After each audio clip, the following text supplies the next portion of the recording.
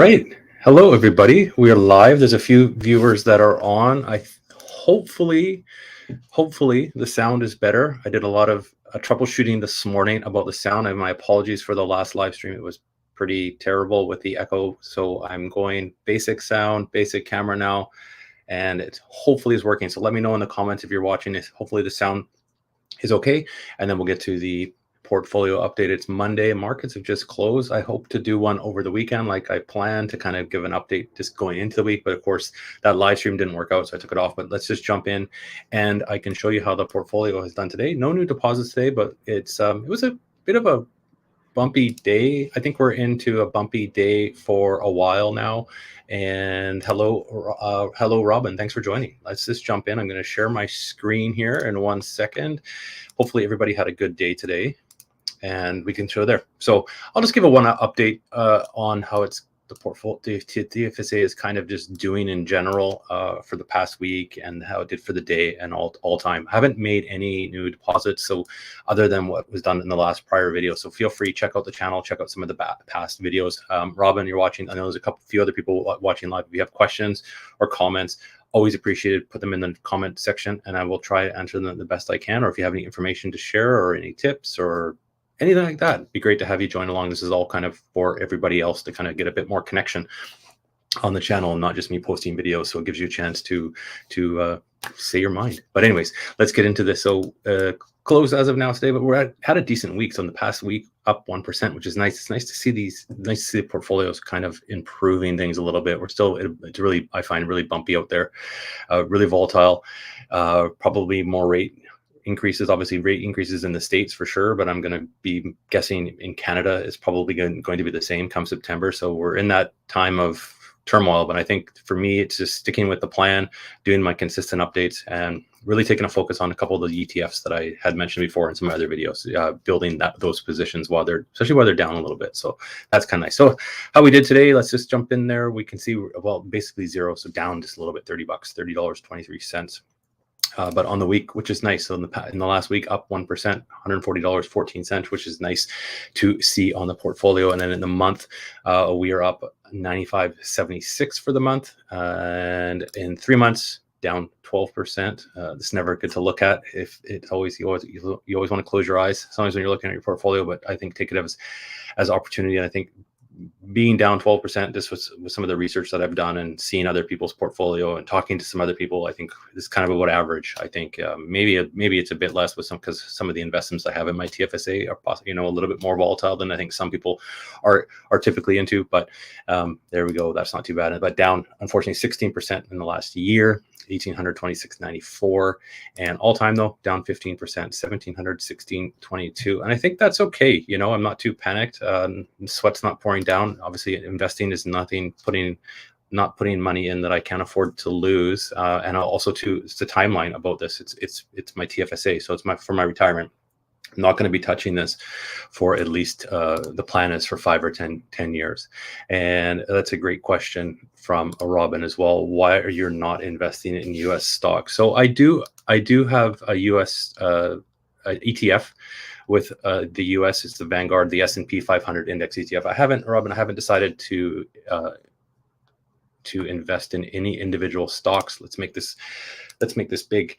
Good question though, because I have got that quite a bit, and I've also got the question in terms of why I haven't invested in like any like Canadian financial institutions or oil companies. That's basically covered for me in that S&P 500 Index ETF, and then the Canadian, the Dividend. I always get them mixed up. Sorry, BTC.Y is the Canadian dividend yield.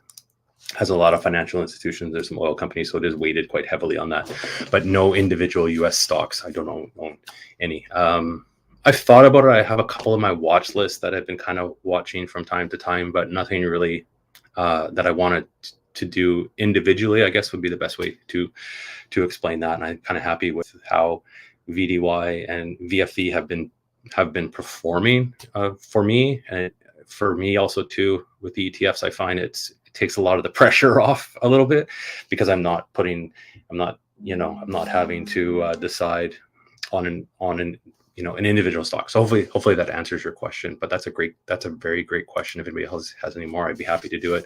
Hopefully, let me know if you have any U.S. stocks. The popular ones, obviously, there's Apple. Tesla is a popular one I know from watching other people's videos. But that's the thing. There's so many, and I don't have. With Wealthsimple, I don't have the Plus account. I know a couple of YouTubers that do and have mentioned it in some of the comments on the channel, that they have used it and it works quite well and it's quite cost effective. But I just haven't bothered to do that. But good question.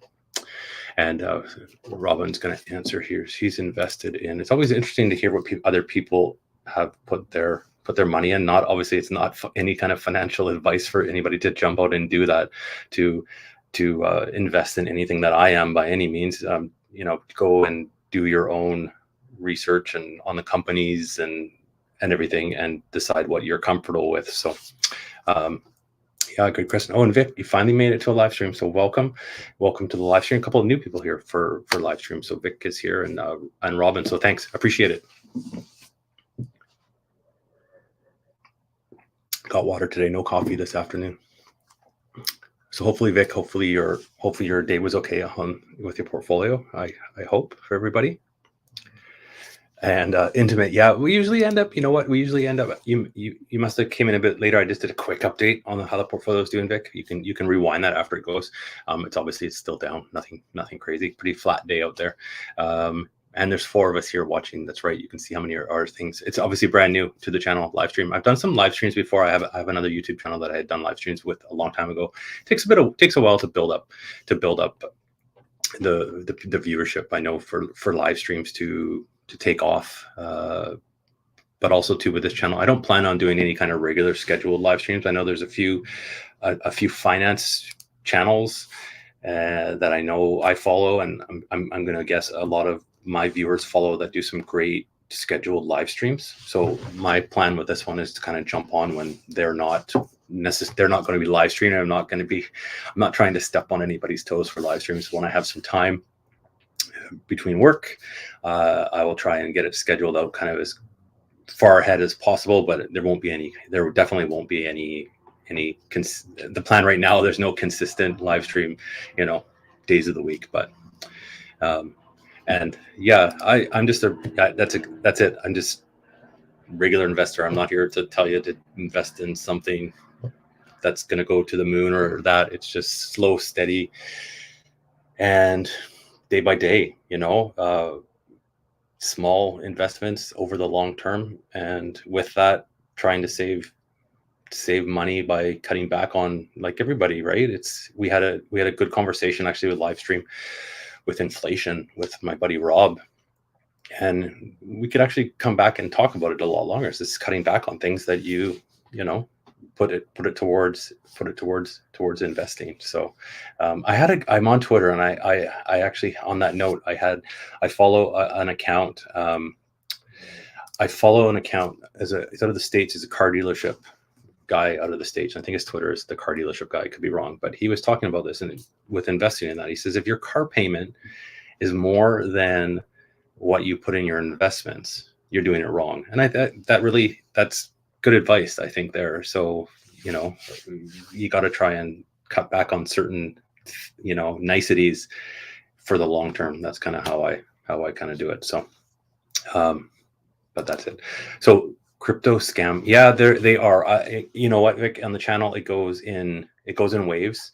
I've had channels that have impersonated, and so they'll be up there, and it's like my profile picture, and no content on there, obviously. But then they leave comments on people to reply, and it's a big problem with YouTube right now. I do have a video on my channel about that. I should actually do another one because it does come in waves with your channel, and you really try to keep on top of the spam, but it's very difficult because you can ban one account in your YouTube studio, but it just turns around and they just create another account. So one thing that actually, though, if you're watching on these comments and stuff, Vic, and you see a comment, obviously I'm never going to try and send you crypto or let you win it or anything like that on YouTube. But if you actually go and the person that's replying, this could be for any channel if anybody's watching. So if the person is replying to you, you can actually view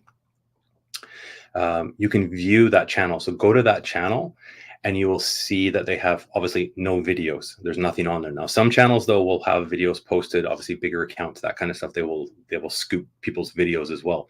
But what's changed with YouTube is you used to be able to hide your subscriber count as a YouTube channel, like as a creator, and now they're going to be having it so every channel has to have the subscriber count open. So a good way to kind of check to make sure it's the legitimate channel that you're watching is obviously, if it's a bigger channel, they're going to have millions of subscribers, obviously. But if you go into mine, you're going to see the channel. It's always been displayed anyways. I don't see the point of hiding that, but the scammers would hide it, so you wouldn't necessarily know it wasn't the right account. So that's a good way to kind of keep an eye on that. But again, I think the best thing to do though, as we ramble on about scammers, is just don't send anybody any money on the internet, on YouTube. There's just, if it's too good to be true and someone wants to offer you free Bitcoin or free whatever, just don't do it. Delete it. So, but yeah, worthy of scammers. It's more of a pain of anything, and I would feel really bad if someone that's viewing my channel, got scammed with something. You don't want that. You don't want that to happen to anybody, because I mean, I know my mom, my parents are older, and I worry about stuff like that, right? Because from time to time, my mom will ask me about an email or something like that she's gotten, and it's just like, oh no, like, so I can see how people can prey on this stuff. So especially when they think it's coming from someone that they know, which is unfortunate. So. And Vic, yeah, Alberta. So I actually used to live in Alberta when I started this channel. I used to be in Calgary, but now I'm back in BC, on the West Coast. But yeah, so maybe we have crossed at some point. I was downtown, but and that's it. Yeah, I think, yeah, he's in Alberta. I think Candace is in Ontario. I thought, but I could be wrong. Maybe could be wrong. I always assumed Ontario, just because sometimes her live streams are wrong. She's been on live streams late for yeah, I don't know. Maybe if Candace is watching, she can answer. Leave a comment. I assumed Ontario is the center of the universe, but I didn't drive. Well, no, I wouldn't have been up there. I didn't live there very long either, just over a year. So I know I don't know.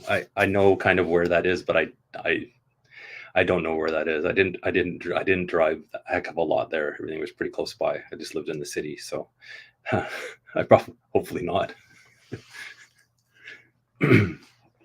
But yeah, it was just a short time there, and I would still get lost. I need my GPS for sure.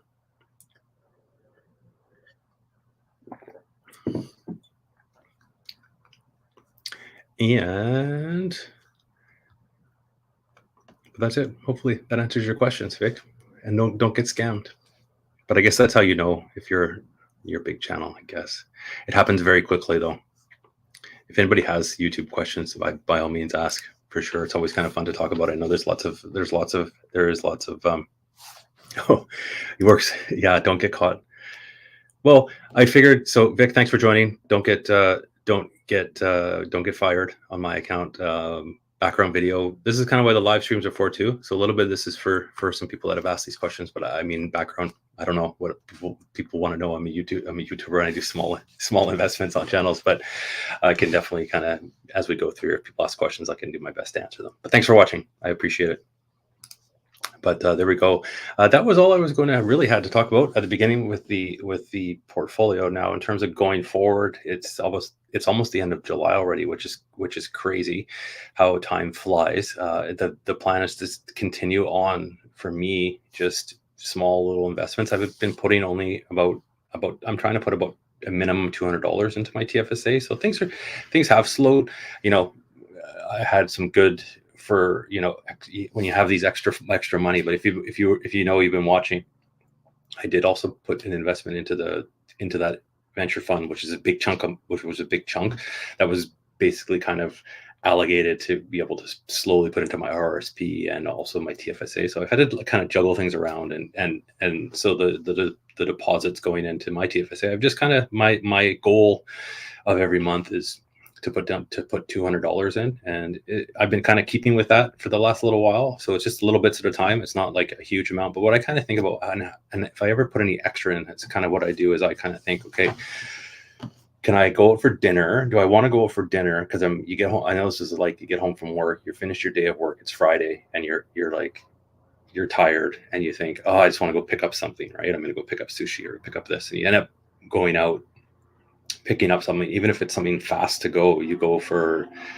a cheap takeout, and it's minimum $30 now, it seems like. So what I kind of think about when I'm, like, in terms of investing, I do my minimum that I want to put in, but then I kind of think to myself, okay, hold on, I could either go out and spend $60 on sushi to take in, or I've got some stuff in the fridge and in the cupboard at home. I'll just make this together. And I'll be happier for not spending the $60, and then I'll fire that money into one of my investments. So that's kind of how I think of it, in terms of saving and stuff like that. I just kind of think, okay, I won't do this, I won't do that. And over the past couple of years, I've really kind of changed that, the habit, because it's so easy to go out and get $5 on coffee. So what I've been kind of doing now, like, instead of going out and buying a coffee, I'll take that $5 and I'll buy $5 in Bitcoin, or I'll put an extra $5 into my account, which I transfer over to the TFSA eventually. So just little things like that, and I think it seems to really add up. And what I've noticed, because this is my first TFSA that I've really ever had, other than I did have a savings account years ago, and I never put anything in it. I never did anything with it. But just thinking about it more, you kind of see the ways that you can save money, and all this stuff that, even like, I kind of think of it, even though the portfolio is down, a lot of that over the past, basically year and a half that I've been creating the portfolio, a lot of the money that actually went in there, I would have blown somewhere else to show nothing for it at the end of 2 years now almost. So just because it's dropped a little bit doesn't mean the money wouldn't have been somewhere else, gone anyway. So that's kind of how I think about my investing a little bit. I kind of put stuff in there that I would normally have probably blown somewhere else, which, getting older, I want to make sure I have some money for retirement as well. So that's kind of my savings things. Just cut back on stuff, and everything's expensive now. That's the problem. We talked about inflation before. Like, filling up with gas is more expensive. Thankfully, you don't have to drive a lot, but there's gas and groceries. You notice a big change. Like, I ordered groceries from curbside today, and you spend $110 on groceries, and you get like two bags of stuff, and it's like, holy cow, that's expensive. So, but on the flip side, I look at that and go, okay, I can buy $100 in groceries.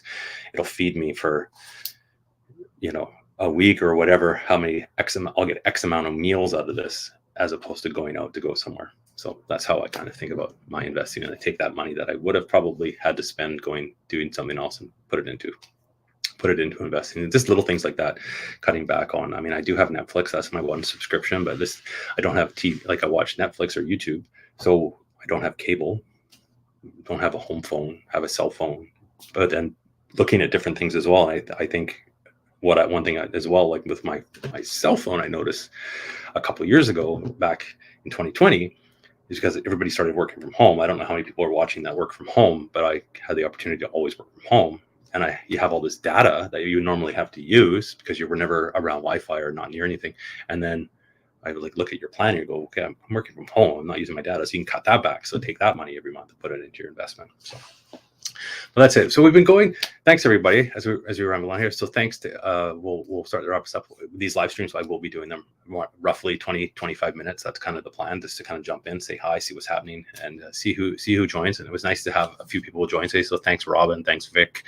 And I know we had that live stream I tried the other day, and Rod was online, and it was very bad with sound, but I wanted to thanks. Hopefully he's listening and can finally hear now. So thanks Rod for joining on that live stream and bearing with me on that one, because I knew you were asking some questions and we were having a hard time connecting. So I do appreciate it.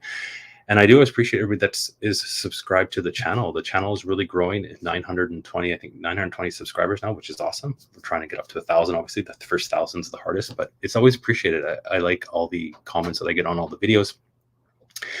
and all the questions that I can hopefully try and answer. And hopefully these live streams will try and answer a few more questions for people that are joining on. So thanks for watching, everybody. We're going on to 20 minutes here, so we figured to jump on, show you the little update, do a quick say hello. Hopefully we'll have a video, a regular video later on this week. Probably usually do them on Wednesdays, try and do kind of a midweek update how the portfolio is doing, so you can see the whole thing. We'll drill into some stocks and we'll see how it's doing. So hopefully the market is, carrying on okay. That's kind of the best bet. If we have a few more weeks, if it's happy to be basically staying flat or up a little 1 or 2% is always nice. So thanks for watching. We'll see you all in the next video or the next live stream. So thanks for watching, everybody. If you've made it this far, though, and you're watching, make sure to give it a quick thumbs up. Helps out the channel. And also, if you're not subscribed, please consider subscribing and follow along. That's all, everybody. We'll see you in the next one.